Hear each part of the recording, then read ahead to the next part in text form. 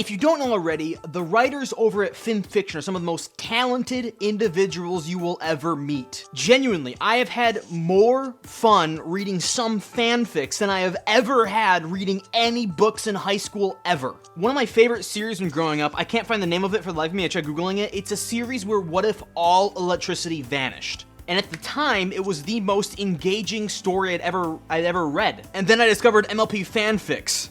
And man, it's not even a competition. Monochromatic, Fey Forges, Pen Stroke, Sencha Steep. All of these authors write stories better than I could have ever imagined. Unfortunately, my own stories don't belong up with them.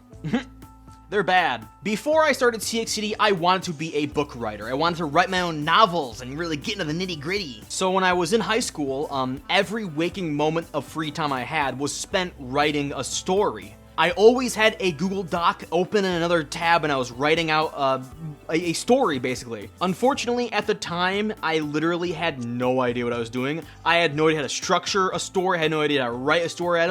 To this day, I don't even know how to do grammar good. And I couldn't improve because I was too chicken shit to get feedback on any of my stories. And that was one of the main motivators as to why I decided to make a fanfiction account and start writing fanfic stories of MLP. I wanted to put out stories that I didn't really care that much about, have people judge and criticize me, and take that into writing into the professional field. And one day, be able to write an actually good book. But years later, times changed and I slowly grew out of writing fanfiction stories. My last fanfiction story was over 3/4 of a year ago. And my last update to a story was over a half a year, like it was in January of this year, so like 8 months ago. The reason why is kind of simple.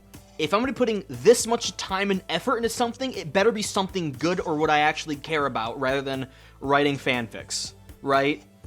I'd rather spend that time on CXCD or WordNut or Violet Bytes instead of writing 30,000 words of a story that like 100 people would ever read ever, right? Oh yeah, did I mention that all my stories are really terrible? Today, I'm gonna be reviewing all of my published fanfics. That's right, all 17 of them. And I will be spoiling some of the stories that I never ended up quite finishing. Stay tuned. The first story I published was called To Walk Again, all the way back in 2022, 3 years ago now. When I decided I wanted to write fanfics, like I said, I took the idea of I don't care, I just want to put something out there to heart. I was browsing the MLP subreddit, because that's something I used to do back then, and I found this OC. And in the comments there was a quick description of her background. I sent the artist a DM and asked them if I could write this character a story. They said yes, and I proceeded to write the biggest piece of dog shit I have ever put on this planet. My philosophy back then was simple. It's just an MLP fanfic, who cares? The more of the story that I wrote, the more I ended up caring for it and wanted to make something good, but because all my other chapters were written with the idea that it was never gonna be good, it was kinda hard to kinda like wrap that story back together, you know? So about 1 month later, I gave up on the story, and then I eventually ended up canceling it. It was basically like a villain redemption arc with the Crystal Empire, but it's just so trash. You have no idea. If you're inspired by this video to go read any of my stories, do not read this one, okay? It's genuinely awful. This is embarrassing for me. This is embarrassing. I'm embarrassed. Anyway, I found out that years later, I decided to Google the OC to see if the artist had made any other things of the OC. Turns out they did, and I found out the hard way that the original artist is an NSFW artist. And this OC was an NSFW OC. I should have Googled that when I first got permission to do the story. Yikes. Anyways, this story is trash. It goes in F tier. Next. This next story is just really stupid. It's called Late Night Conversations, and it does not need to exist. It is literally just a chapter from another story that I was working on that I eventually did end up publishing. Why did I do that? Why did I publish just this chapter by itself? Was I proud of it or something? I don't know. I think that the chapter is fine, I guess, but it doesn't need to exist. It goes in D tier. Next. Second Chance was my own attempt at writing a Human in Equestria fanfic, and I don't think it's actually terrible, but it's also not, like, you know, great. Basically, people write Human Equestria fanfics all the time, okay? But I noticed that they don't usually do more than one human at once. There are some stories where there's 2, but those are very, very few. So I decided, well, hey, why not do 4, you know? The main character's name was Andrew, and if you haven't noticed, one bit that I like to do is like to pretend that my real name is Andrew. It's not Andrew. Sorry if you've not watched my 30K special video, but my real name's not actually Andrew. Anyway, so I made the main character's name Andrew, but then I also pretended that my name was Andrew. So like, was this a self-insert or something? No. Andrew is literally just my default male human character name until I could find a better name. And Andrew for the story stuck. I was so concerned that somebody would go back and read my old fan fictions and see this character's name was Andrew, and they would start to question why I named him after myself. And then I would have to give up the game that my name is not actually Andrew, but I guess it worked out because nobody ever questioned me about it. Andrew has an internship at NASA, and while driving some of his friends around, he got into a big car crash. And when they wake up, him and his friends are transported to Equestria. His friends take over the bodies of some villains who were gonna be trying to take over Equestria, being those evil villains, right? But Andrew was completely separated from the entire group and took over some other filly's body. And he is completely unaware that his friends are actually alive. He thinks that he killed them. I wanted both these sides of the story to stay relatively separate. They would kind of be their own stories until they would meet up at some random point. The three friends would retain their memories and personality, but Andrew wouldn't. There's a lot of reasons, there's a lot of like story reasons why, but all you gotta know is the Philly and the Andrew merged together into one like new being. So neither actually died, if this is basically how I want to do it. But because of this, their memories get muddled, and by the time Andrew groups up with his old friends, he can't remember them at all. And the only reason why Andrew's friends know that that is Andrew is because they heard the story from a third party that this filly dropped from the sky one day at the same day that the three friends showed up, right? This is actually the only story that I've ever written, despite it not being finished, I actually give this entire story a full rewrite. It was worse before the rewrite, but afterwards it's better, but not by much. I decided to stop writing the story because I had a very, very hard time keeping track of all the different personalities, because these are 4 OCs, right? Technically, original characters. There's not like 9 seasons worth of show to see how they would react to certain situations. You have to make up their own personalities, which is really hard for me. That, and I wasn't particularly attached to the 3 separated human characters. I was only really cared about Andrew, so I just gave up on it. I tried giving it a third rewrite where the 3 human friends are just out of the equation completely, but I just didn't like it, so I gave up on it. It goes in C tier, could be worse. The next story is called Remember, and why did I use Gary's mod for the thumbnail? Basically, Twilight and Rainbow are in love, but Twilight is immortal. Twilight has like a vision of where she outlives Rainbow by a million years, and outlives Rainbow for so long, as a matter of fact, that she begins to forget her name, her personality, and eventually, when she goes to visit Rainbow's grave, future Twilight shows absolutely no emotion for Rainbow, and eventually just stops visiting Rainbow's grave. And because Twilight saw that, like, vision, she decides to turn down becoming immortal. This story is... it's alright. When I first wrote the story, I thought it was like a tearjerker. It was so emotional, but upon rereading it, But it also kind of flows like dog shit. Like, look at it like this. The first scene is Twilight in the middle of being ascended. The next scene is Twilight and Rainbow Dash snuggling together in bed as a flashback. And then we flash way forward to that future vision I was talking about, where Twilight, can't remember Rainbow's name or face, and it flashes all the way back to the ascending ending. It's just, why did I do that? The most interesting part of the story for me is that I plagiarized the fuck out of it for a high school assignment. Our English teacher gave us a free writing assignment, and I shit you not, I literally word for word copied some of the scenes in the story and just changed around the names and like make them not ponies. It was a similar idea, except it was about 2 humans, and somehow one of the humans was immortal. I never explained how because I didn't want to. And one day the human like remembers something but can't remember the person's name, so he goes to the gravesite, reads her name, and is like, oh, my first love interest. I don't care for them anymore, and whatever. I submitted this assignment and I got an A for it, and the teacher pulled me aside and was like, listen, kid, Andrew, you're a really talented person. You should pursue writing as a career. And then I just never did. Looking back, I don't think I was talented. I just think that the rest of the students were really bad writers, because let's be honest, they're high school students. This story goes in B. Scooter lost a leg and failed to mention anybody. I think I was high on shrooms while writing this one. This idea was actually stolen from somebody else. Someone made a story with his original premise before, and I read it, but they never ended up finishing it. I wanted to continue the story, but the original author at that time had not been online for months. Like over half a year. And if I were to ask them permission, it might take 3 years for them to respond, you know? So I just couldn't contact them, so I just wrote it. There was one commenter who had a big issue with me doing this, but my response to that is, I don't have a fucking crystal ball. I can't summon them to their desktop to check fanfiction DMs. But anyway, no, this story is kind of dumb. Just like the general premise of it, I think, like, Scootaloo lost a leg in a car crash a number of years ago and has been hiding it ever since with jeans.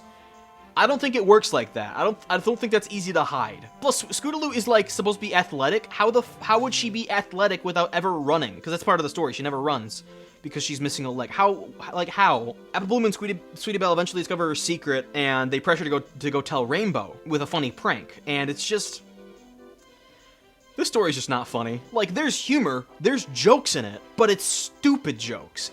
There's a joke about Ohio in here, you know? This just is not it. It's not funny. It reads like it came from the bottom of a DeviantArt barrel, you know? I'm not happy with it, but it was a better story than what I've been writing up to that point. So for that, it goes in B, I guess. The next story is my most popular story, Stop Asking Questions, and it's something all right. The premise is very, very simple, and I'm surprised to see that not a lot of people have done this before. It's Rainbow, Fluttershy, Rarity, Applejack, and Pinkie Pie all swap places with their human counterparts as a fun vacation idea. Due to a colossal miscommunication, Sunset wasn't informed of this. So she kind of has to figure out why her friends are acting like weird creatures, right? I don't know. I think the story started off fine. It was setting up some really cool ideas in the beginning, but one thing I really want to do is I want to highlight the difference between humans and ponies, especially their worlds. So one thing I did was I gave Fluttershy an extra sister called Middle Mist. But the more I wrote this character, the dumber I felt for it. It was literally as if I was inserting my own OC in this character and say, hey, I know you came for the main 6 doing shenanigans, but look at my OC instead. It was just a dumb idea. It just fell apart. I don't know why I decided to make Middle Mist such a big focus. It's just stupid. I was also setting up this cool idea of where Applejack's parents in the human world didn't die, and one of the climaxes of the story was Applejack meeting her dead parents, still alive. And AJ had to like run away because she was like, you know, you fucking see your dead parents again. But unfortunately, I never got that far and was never able to finish it. If I were to ever return to this fic, I would delete all the chapters that have Middle Mist in it. I would rewrite them and just subject Middle Mist to just being a background character who would rarely show up. And she would never be the main focus of any chapters. I don't know why I introduced her at all, honestly. It's a cool idea, I don't know why I made her the main character. For that, this would be an A story, but for Middle Mist, it goes in B. There you go. You like that sound effect? That was a fun sound effect with my tongue. Elder's Discount. Man, I was having really fun with Paint.net making these thumbnails, huh? Twilight Velvet has an existential crisis, a panic attack, I guess, when she goes to the movie theaters and realizes that she's now eligible for an Elder's Discount. Apparently, the story was good enough to get an audio reading somehow. What? By a YouTuber known as, I'm not gonna be able to pronounce his name correctly, Skajaramaz approached me asking if it was okay if he could do this, and obviously I said yes. But I was so embarrassed with that story that what I decided to do was, without telling him, I decided to try to rewrite portions of it to flow better and sound better if somebody were to read it out loud. Later, I informed him that I fixed some of the grammar, and oh my god, I will never forget what he told the DM that I received back from him after I said this. I can't find the original DM. I think maybe I deleted it because I was so embarrassed or whatever, but after I told him that I fixed some of the grammar, he texted me back and said, "You did a little more than fix grammar, dude." I'm sorry, okay? I'm sorry, Scourgimus. I felt so bad because I don't know if I'm reading too much into it, but that message implied that he had already done the audio recording, and now that I did the grammar, he had to go back and redo it. That's what that told me. If that's true, and you're watching this, Scourgimus, I am so sorry. Before he posted the video, he sent me an early draft of it through a Dropbox link, and dude, I was so happy. I would literally sit down on my computer and listen to like 10, 20, 30 seconds of it, and take out my headphones and literally physically jump around the room in joy. Because I was so excited and happy that something that I made was being read by somebody, you know? Back then, I wasn't a YouTuber. I didn't have CXCD back then. Nobody had ever done something like that to me, ever. Because of that memory by itself, this goes in S tier, easily. Not even a competition. Thank you, Scourgemez, and I apologize if I made you re-record that story. The next story is called I Built Sweetiebot and She Terrifies Me. I actually played around with Blender for this thumbnail, and the pony Sweetiebelle in the picture is actually one of my absolute earliest attempts at drawing a pony ever. I think I actually used a reference for Sweetiebelle here, and just MS painted over, or I guess paint.netted over it. Anyways, I've always been fascinated with the idea of like an artificial soul, or something that was made via non-conventional means, like being cloned, or I guess being built like a robot, you know? As Batman would say, it's not a soul made of flesh and bone, but a soul made of silicone.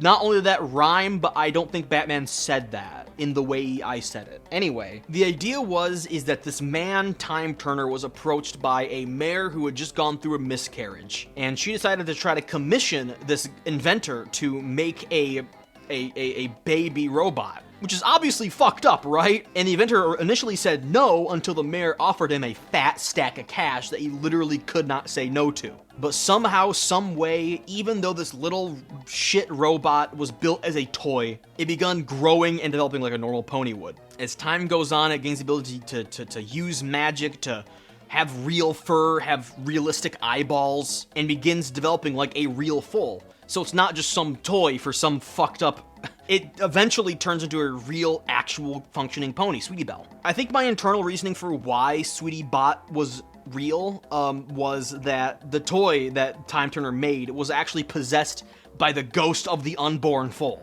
But it's a pretty okay story, I guess. It goes in A tier. I don't know, not much to say about the story. Do It For Her was one of my first, like, taking myself seriously kind of stories, I guess. I used to write a lot back then. I still to this day have a folder on my desktop full of a dozen or more unfinished stories that I never got around to finishing because I didn't like them or for one reason or another. And Do It For Her was in that pile of stories that I never got around to finishing. It was one of the only stories that I've ever started that made its way out of that pile, that junkyard pile. Kind of like this scene from Detroit Become Human where Marcus is struggling out of the robot yard. I don't know, I put a huge amount of effort into writing this story, and it's fine, I guess. It's just not a story that I would write nowadays. It's no better than a C. Anyways, up next, this story. F. The Changeling, the Filly, and the Library was a story in which a changeling was just trying to live their life in a post-Canterlot wedding world. I remember putting a absolute metric shit ton of effort and work into the story, and I never got around to finishing it. Not even close. It wasn't even at the 8th mark yet when I stopped it. A part of the story was meant to be a sort of social commentary on how the media a lot of times can demonize things or groups of people for no reason or just to get clicks. One part of the story that I really, really enjoyed was that Twilight and the main six knew about this changeling existence, but instead of like capturing the changeling and sending off to prison or whatever, what they decided to do instead was to study it. Here's a changeling that was not involved in the Canterlot wedding. They don't seem to be hurting anybody right now. So let's just study this changeling and see how it works, basically. None of the main six are particularly trusting towards this changeling until the changeling risks its life to save a foal. And at that point, the Twilight and the main six kind of realized that changelings aren't just mindless bug creatures, you know? And maybe it was kind of, you know, unhealthy to try to generalize an entire group of people based off of the actions of one crazy queen. This story's gonna end when the changeling had its identity discovered one day, and while it was being carted away by the guards, Twilight stepped in and was like, hey, yo, this changeling's cool, we should not do this, you know? I stopped writing the story because, the character interaction between the changeling and the filly was really hard for me.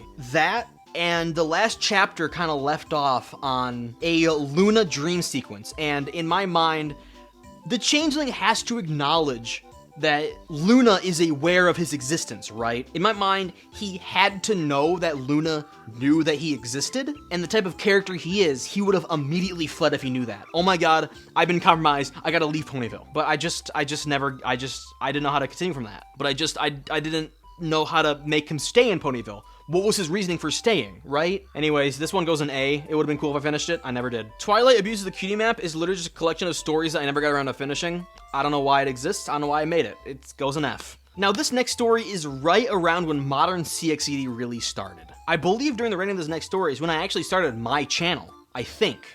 Maybe. It might have been during Stop Asking Questions. I don't know. Anyway, I believe the idea that I had was if I could make this channel and I could start funneling people who read my stories to my channel to subscribe to it, then I could get a boost. I don't think it actually really worked out that well, because in the eyes of the YouTube algorithm, freaking, like, what, 8 people watching my videos doesn't really matter. It only matters if like 1,000 watch it, right? Even then, I don't think this idea really worked that well. I don't think many people were actually trying to find my channel. But the name of the story was If Twilight Was a Pegasus, and yup, the idea behind it is right on the tin. I really enjoyed writing the story. I genuinely really did. But I kind of stopped writing it because I realized I wasn't really doing anything unique, you know? Let me explain. This story is exactly what it says it is. This is FIM If Twilight Was a Pegasus. Everything about her world, every character is identical. The only difference is that Twilight was a Pegasus. That's it. The problem I had with the story was, like I just said, it was just following the events of FIM. That's all it was. It wasn't doing anything too unique. This is one of the few stories I actually had planned all the way out, and literally everything about FIM was going to say the exact same, and it was going to follow FIM as closely as possible. The end of the story would have been the beginning of FIM, like its first 2 episodes, you know? So in my mind, why even make a story about if Twilight was like Pegasus if the end result is the exact same as if she was a unicorn, right? I also ran into a really interesting problem where I've not made many long stories like this, so this one, I had a problem where every chapter felt really disconnected from the next one, or the previous one, right? Each chapter kind of felt like its own story, only linked together by the fact that it's in the same story, called Twilight as Pegasus, right? Anyways, if you actually read this fanfic, I'm gonna spoil everything else that happens after I stop writing it. Twilight would garner the attention of Princess Celestia after she accidentally crashed into one of the towers while trying to show off to Rainbow Dash in flight camp. Celestia brings Twilight in as a student and is impressed by Twilight's impressive knowledge on magic despite being a Pegasus, and Celestia tries to teach Twilight magic. Now, if you haven't noticed, Twilight being a Pegasus can't, you know, do magic. So Twilight is way behind their students, and she has to